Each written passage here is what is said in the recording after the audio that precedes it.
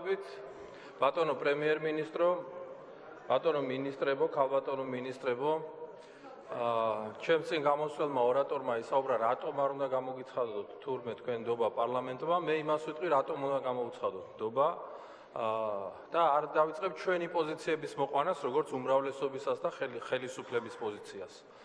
C ჰეპატიტი რომ განხორციელებულიყო პროგრამა, რომელიც განხორციელდა უკვე და შევიდა საქმეში, 4 პარამეტრი უნდა დაეკმაყოფილებინა ქვეყანას. ერთი პატარა ქვეყანა უნდა ყოფილიყო, ეს თავისთავად პატარა ქვეყანა ვართ. მეორე ჯანდაცვა უნდა ყოფილიყო პრიორიტეტი. მესამე უნდა ყოფილიყო დაფარული მთლიანად ჯანდაცვის ინფრასტრუქტურით ქვეყანა და მენეჯმენტის განხორციელების შესაძლებლობა უნდა ყოფილიყო. ამერიკულმა მხარემ გადაწყვიტა, რომ საქართველოს ხელისუფლება ამ პირობებს აკმაყოფილებს და ამიტომ C ჰეპატიტის პროგრამაში, უნიკალურ პროგრამაში ჩაერთო საქართველოს და ეს არის ძალიან მნიშვნელოვანი, მე ვფიქრობ. განხორციელების პროცესში კიდევ ორი პარამეტრი უნდა დააკმაყოფილოს. ერთი ის პარამეტრი არის ის, რომ კორუფცია არ უნდა იყოს, იმიტომ რომ ძალიან ძვირადღირებული წამლების უფასოდ დარიგება უნდა მოხდეს და კორუფცია არ უნდა იყოს ხელისუფლებაში და ქვეყანაში მთლიანად და მეორე უნდა იყოს ისეთი პირობები შექმნილი, რომ დატაცება არ მოხდეს. ამ პირობებსაც ასრულებს საქართველოს ხელისუფლება. თემა რატომაც უნდა დაუჭიროთ მხარი ასევე ჩვენ პრემიერ-მინისტრს და მის გუნდს, სამთავრობო გუნდს არის ის, რომ ორი არჩევნები ჩავატარეთ ჩვენ ამ ხელისუფლების პირობებში, ერთი როცა ბიძინა ივანიშვილი იყო პრემიერ-მინისტრი მაშინ, მეორე ირაკლი ღარიბაშვილის პრემიერ-მინისტრობის პირობებში და არჩევნების გაყალბების შესახებ თემა დაიხურა საქართველოში. აღარავის აღარ ეშინია ჩვენი ხელისუფლების პირობებში, რომ არჩევნები გაყალბდება და მოხდება ის უსინდისობა და ის ძალადობა, რაც ხდებოდა წლების განმავლობაში და რაც ჩვენ თავზე გადაგვიტანია ყველას. ეს ძალიან მნიშვნელოვანი და ამას ჩვენ კი არ ვამბობთ. ეს თემა არის ბევრი გამოკვლევები დადასტურებული, რომ ნდობა არჩევნების მიმართ არის 90%-ზე მაღალი, რომ გაყალბება არჩევნების არ ხდება. თემა შემდეგი 3000 კაცი ჩამოდის IBRD-ის კონფერენციაზე ახლა საქართველოში, რაც ასევე არის საქართველოს აღიარება როგორც შემდგარი ქვეყნის და როგორც საინტერესო ქვეყნის, ვინაიდან ამ 3000 კაციდან დიდი ნაწილი პოლიტიკური შემადგენლების გარდა არიან ბიზნესმენები, მთელი მსოფლიოსთვის ძალიან ცნობილი და სერიოზული ბიზნესმენები. პირველად მოხდა საქართველოში ბოლო 2 წელია, რომ დავიწყეთ ისევ ღვინის გაყიდვა და 175 მილიონი შეუვიდა კახელ გლეხს და ამ ღვინის რეალიზაციით თავის პირად შემოსავლად და თხილით კიდევ უფრო მეტი შეუვიდა, ციტრუსითაც შეუვიდა და გეტყვით, რომ მწვანილთან დაკავშირებით მინდა გითხრათ, უბრალოდ ამ თემებით მე ძალიან დაინტერესებული ვარ, იმიტომ რომ მწვანილი თურმე ჩემდა გასაკვირად ღვინოზე ნაკლები შემომტანი არ შეიძლება ქვეყანაში იყოს და საექსპორტო ძალიან კარგად გამოდგება და ამ თვეში რამდენადაც ვიცი, ან უახლოეს ხანში უკვე ჩვენ გვექნება ისეთი ლაბორატორიები, რომელთა გაცემული სერტიფიკატების შემდეგ ექნება საერთაშორისო დონის ასე იგი ქაღალდის გაცემის შესაძლებლობა და ესეც ექსპორტზე გავა და ძალიან მნიშვნელოვანი ეს შემოსავალი ყველა ჩვენი ქართველი გლეხის ჯიბეში მიდის. ამას გარდა მინდა გითხრათ, რომ საქართველოში დაიბადა მეტი ბავშვი 2014 წელს და ძალიან კარგია და მიხარია და პენსიონერები უფრო მეტნი გახდნენ, იმიტომ რომ სიკვდილიანობა ჩვენ ასაკოვან მოსახლეობას შორის არის შემცირებული. ეხლა მეკითხებიან ხან ჟურნალისტები, თქვენ რომ მოგისმინოთ კაცმა, ესე ყველაფერი კარგადაა ქვეყანაში. არ არის ყველაფერი კარგად ქვეყანაში, ამას ვინ ამბობს? ამას ჩვენ არ ვამბობთ. შეიძლება მილიონი კაცი ყავდეს ღარიბი ქვეყანაში და ეს ქვეყანა იყოს კარგად? ან ეს თემები, რაც მე მოვყევი ახლა რომ კარგია, ეს აბა ასე შევხედოთ. როცა 300,000-მდე კაცი C ჰეპატიტითაა ქვეყანაში დაავადებული, შეიძლება იმ ქვეყანაში თქვათ, რომ კარგადაა საქმე, ძალიან ცუდადაა, რა თქმა უნდა. ეს ასეა რეალობაა, მოცემულობაა, რომელშიც ჩვენ ვიმყოფებით. შეიძლება კარგად იყოს იმ ქვეყანაში საქმე, სადაც 2 წელია ღვინის გაყიდვა დავიწყეთ ღვინის აკვანი, ყურძნის აკვანი გამოვაცხადეთ საქართველოს, რომ 5000 წელია თუ 7000 წელია ღვინოს ვაწარმოებ და 2 წელია რაც ღვინის გაყიდვა დავიწყეთ. რა თქმა უნდა, არ არის კარგად.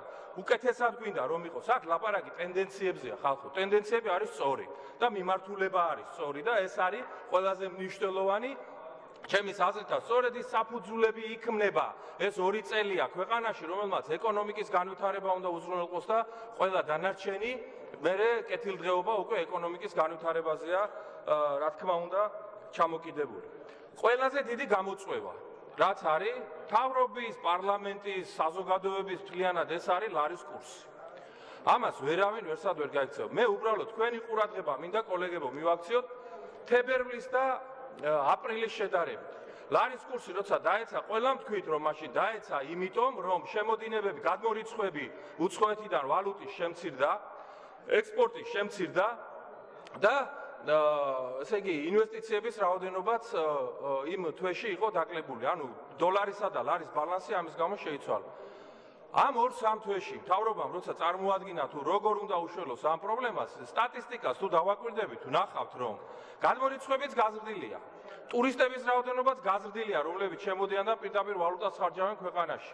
ახალი ისინი პრივატიზაციები მოხდა და შემოვიდა ის ფული, რომელიც საერთოდ არ იყო დაგეგმილი შარშანდელი ბიუჯეტის შემთხვევაში 83 მილიონზე ლაპარაკობდა ეკონომიკის მინისტრი და ლარის კურსი მაინც ჩვენ ვხედავთ, რომ არ არის სახარბიელო მდგომარეობაში.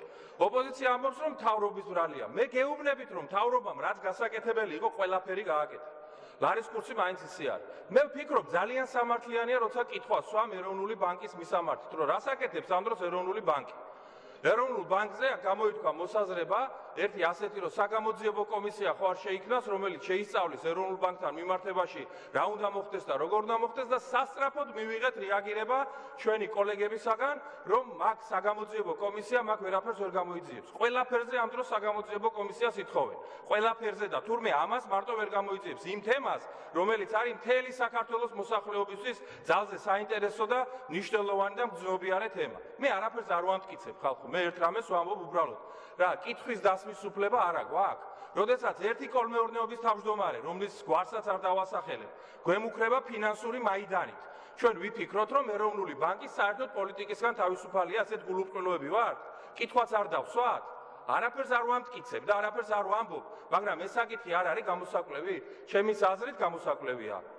ჩემის აზრით ეს საკითხი არის გამოსაკვლევი. ეროვნული ბანკი შემოდის ანგარიშით, ეხლა პარლამენტში კომიტეტებში უკვე შემოსულია მისი ანგარიში. ამ ანგარიშის განხილვის შემდეგ თუ კი დაისმება საკითხი, რომ საგამოძიებო კომისია შეიქმნას ლარის კურსთან დაკავშირებით, კონსერვატორები ჩვენ მხარს დაუჭერთ ასეთი კომისიის შექმნას. ეს მინდა უბრალოდ ხმამაღლად ყველას გასაგონად განვაცხადო. ეს არის ძალიან მნიშვნელოვანი გამოწვევა ჩვენთვის.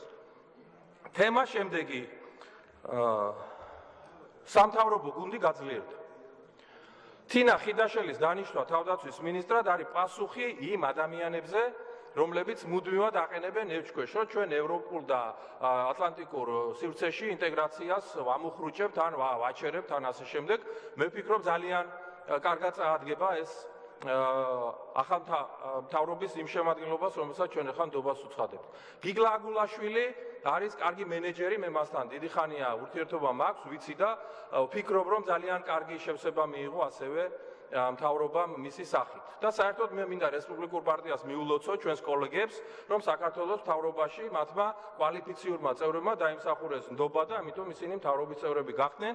ეს წაადგება მთავრობას, ეს შეკრავს უფრო მეტად ირაკლი ღარიბაშვილის გუნდს, რომელსაც მე მინდა დიდი წარმატებები ვსურვო და ბატონ ტარიელ ხეჩიკაშვილს მინდა განსაკუთრებით მივესალმო, ადამიანს, რომელსაც 7 შვილი ყავს, ვიცი რომ კარგი ბიზნესმენი იყო, კარგი მენეჯერია, 7 შვილი ყავს და თქვენი წყალი გადასხმოდეს მთელ მთავრობასაც და მთელ საქართველოსაც ამას გისურვებდით და წარმატებები მინდა გისურვოთ. კონსერვატიული ფრაქცია გიცხადებს სრულ ნდობას მთავრობის იმ შემადგენლობას პრემიერ-მინისტრი ირაკლი ღარიბაშვილის ხელმძღვანელობით.